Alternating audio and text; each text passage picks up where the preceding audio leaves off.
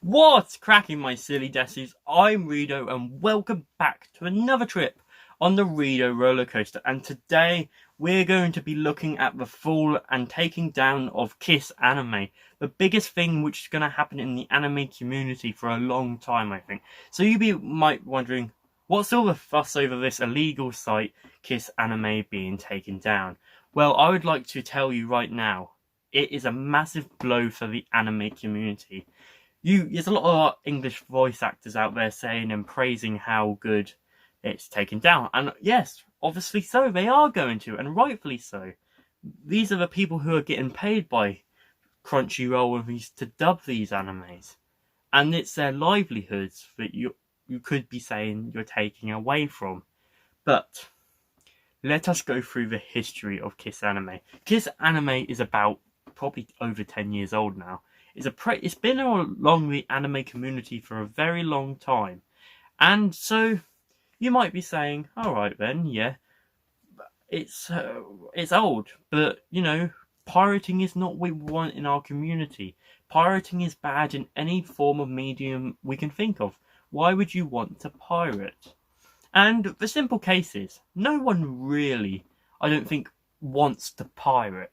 Pirating is not a thing to, yes, I just want to pirate. Pirating is my life.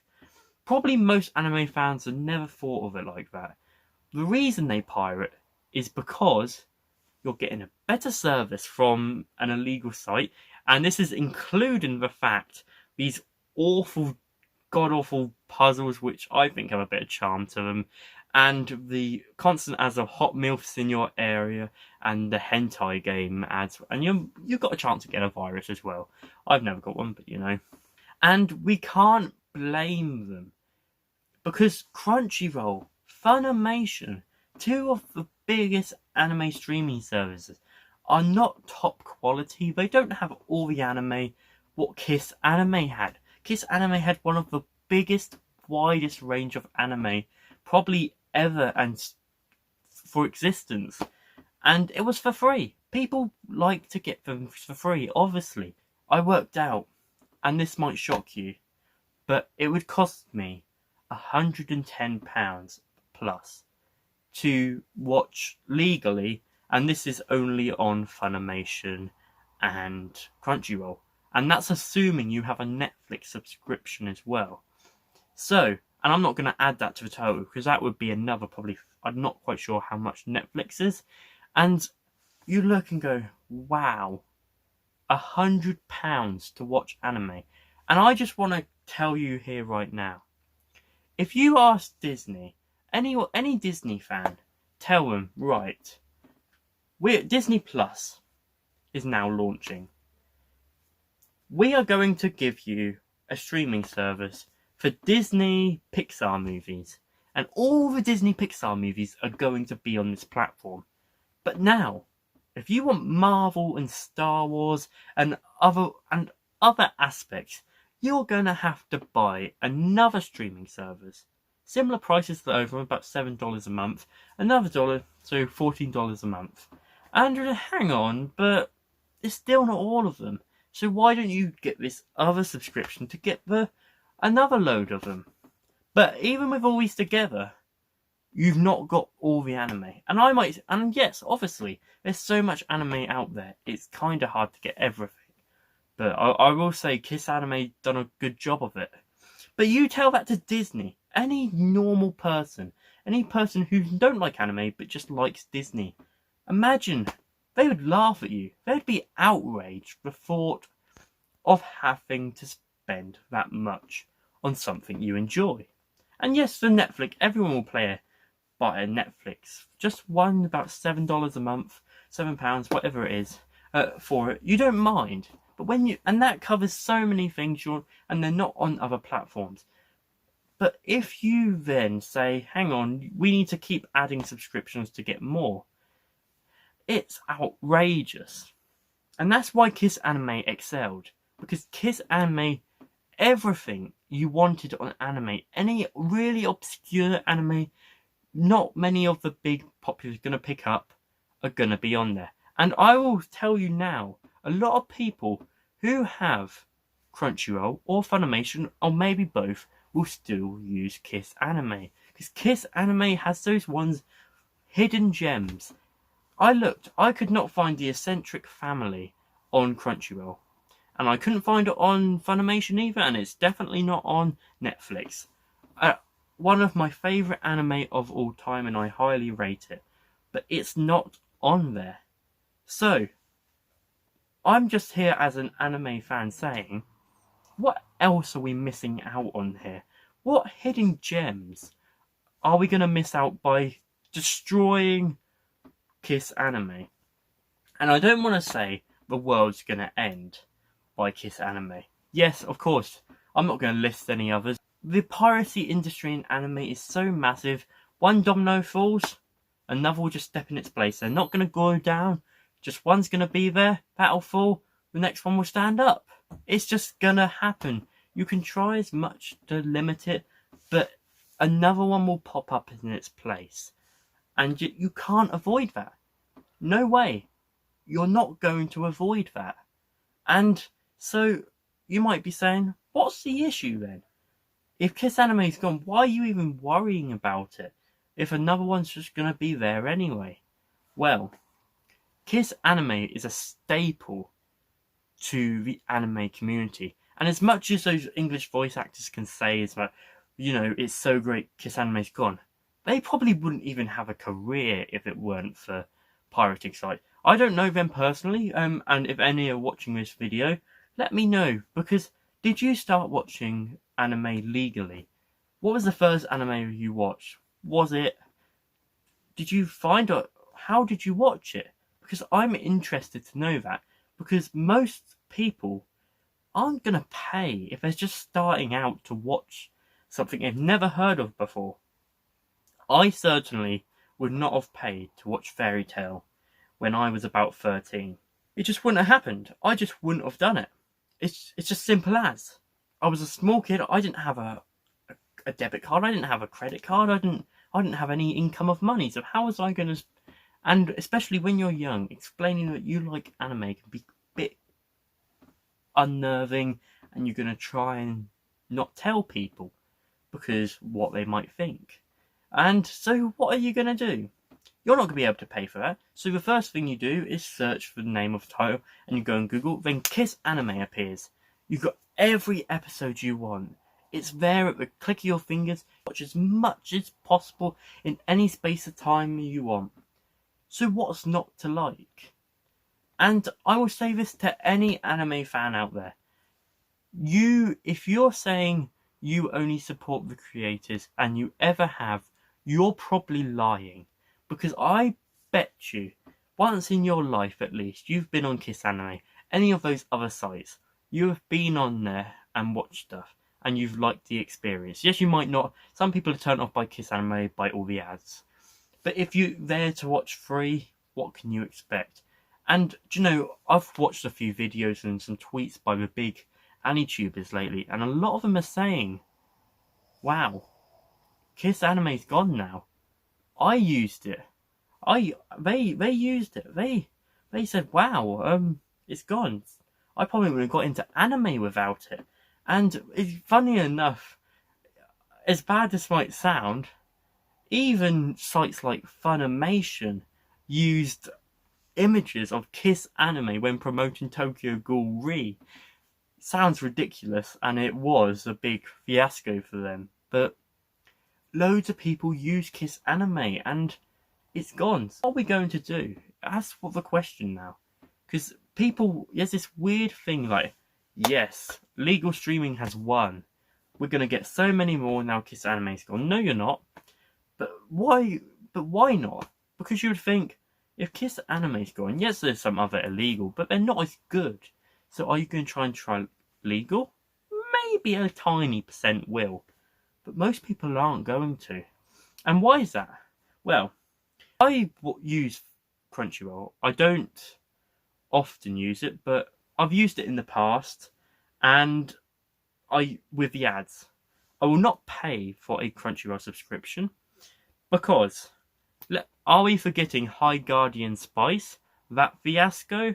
How they took the money from from subscribers and just wasted it on an SJW spoof fest of rubbish and waste money. They underpay their VAs and font typesetters. I've heard it all before. And can we get onto Funimation? 3 letters will explain it all. VIC. Certain fiascos going on there. How they mistreat their voice actors too. How can we put trust in these massive companies when they do so much bad stuff? And I'm hearing it now in the comments. You might not even comment on this video, but there's going to be some say, oh, but you can pirate as much as you want, but you're killing the anime industry. Yes, yeah, that's a big point. Piracy is not good for the anime community, but let's not pretend Crunchyroll and Funimation are giving millions to the anime industry. Let's not pretend they're giving this massive set of money. Yes, they're giving a little bit, and it is legal, and they're actually an affiliation with the Japanese company, so it is more money is gonna go back into the industry than pirating. But this is the thing which many forget, and I've briefly touched on it in this video. Most people start with pirating. So if we did not have pirating, would the anime community really exist? It's a little question I just want everyone to think about for a moment. Without pirating of the anime and Kissanime and sites like it, would we have such a strong community and so many anime fans? And Japan's now setting out the even worse copyright laws starting from January 2021. With you can go to prison and massive fines for downloading anime and I think even watching it. So they're really clamping down on anime now. So also to Japan, they can destroy piracy as much as they want. They can clamp down. Yes, there's still going to be some about, but there's going to be I would predict a massive drop in viewership in anime fans, because some people, they just can't afford it. Younger anime viewers' age is getting younger and younger as time gets on. So I know some people now, they're younger watching anime, and people like, I go around and I was like, oh, it's anime. Years ago they would have never thought of that. But is it because of Crunchyroll? Hell no. Is it thanks to Funimation? Hell no.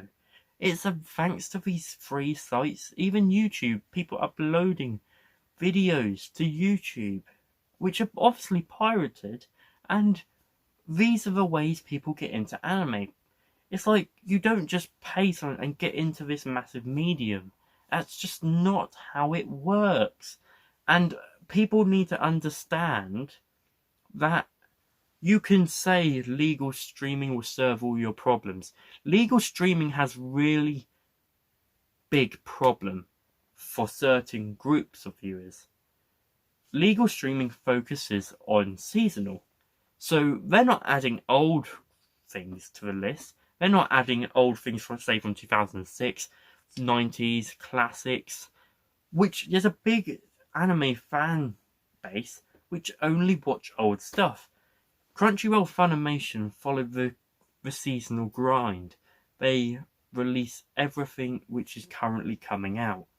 If you take that away, there's only a certain amount of people who say, alright, yeah, I like your seasonal stuff, but most people seasonally, let's think of things like Kimetsu no Yaiba, let's think of Fire Force, all these things, Sword Art Online even, these things, they don't watch it because it's seasonal. Most people, they watch it because they hear people talk about it and they're like, oh hey, I think I'll check this out.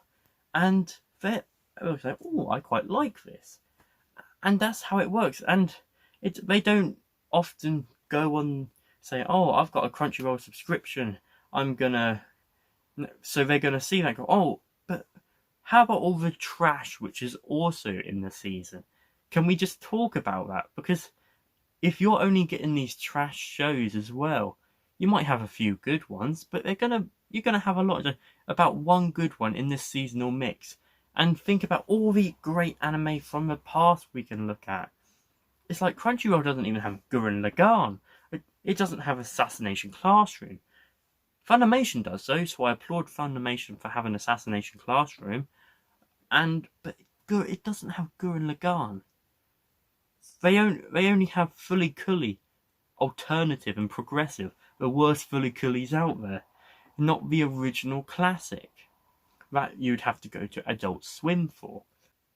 We can say Kiss Anime is falling and we can cheer as much as we want, but this is no win for anime legal streaming. This is no win for the industry. So much money comes from the fact of pirating, which you don't realise. The massive fan base, the people who are eventually, they're going to watch that series for free. Then they might go and buy the manga. They might go and buy the DVD. They might buy figures. They might buy official merch. As long as you're supporting the industry and not just...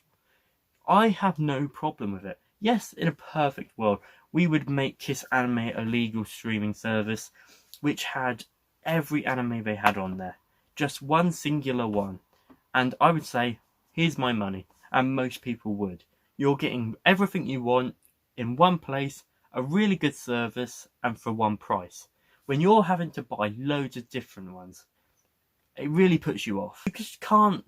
As much you can say, this is a win. This is not a win. This is a disaster and catastrophic for the anime community. A lot of people are mourning for good reason. Their anime origin story has crumbled. The thing which is held up, and people who want them... If you have new people who want to watch anime, where are you going to send them? Are you going to send them to sign up to a Crunchyroll subscription or watch about 20 ads in one video? Of course you're not. You're going to send them to a site like Kiss Anime. And that's just simple truth. Getting into anime, you're not going to pay a lot. Once you're in, sure, I recommend everyone to at least support the industry and give some money. Or even get a legal streaming service. Once you're in, but getting in will be the problem. Without Kiss Anime, it's only going to get worse.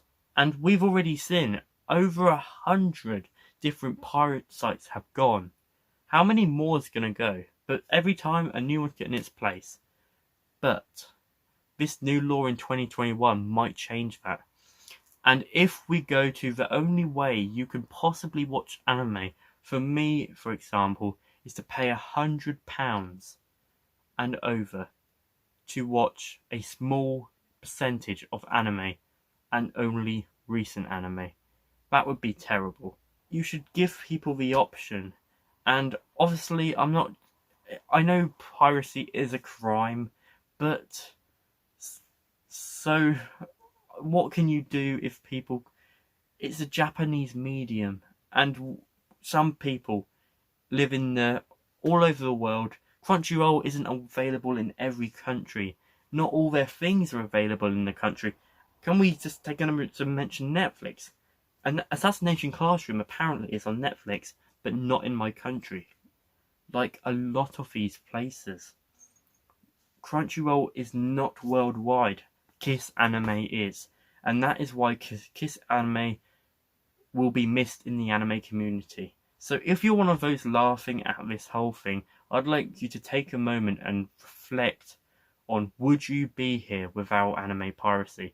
You can take this moral high ground as much as you want, but would you be where you are standing without it? So that's going to wrap this video up now. I think I've ranted enough on this about Kiss Anime and got a bit out of my system. But anyway, so I hope you enjoyed this video. As always, make sure to leave the comments in the section below. I have a great debate. Tell me your thoughts. What do you think of this?